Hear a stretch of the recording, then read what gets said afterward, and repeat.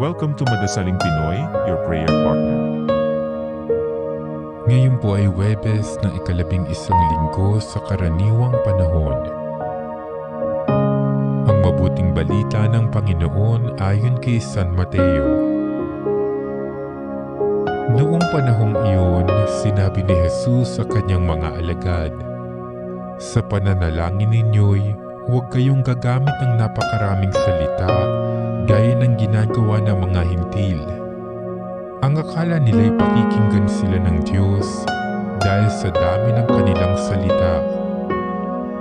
Huwag ninyo silang tularan sapagkat alam ng inyong Ama ang inyong kinakailangan bago pa ninyo hingin sa Kanya. Ganito kayo manalangin. Ama naming nasa langit, sambahin nawa ang pangalan mo. Ikaw nawa ang maghari sa amin. Sundin nawa ang iyong kalooban dito sa lupa tulad ng sa langit.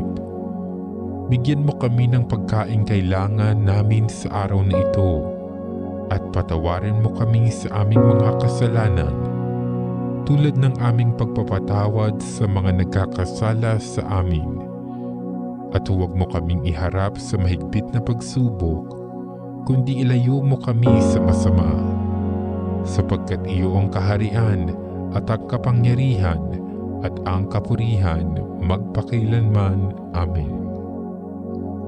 Sapagkat kung pinatatawad ninyo ang mga nagkakasala sa inyo, patatawarin din kayo ng inyong Amang nasa langit. Ngunit kung hindi ninyo pinatatawad ang mga nagkakasala sa inyo, hindi rin kayo patatawarin ng inyong Ama. Ang mabuting balita ng Panginoon.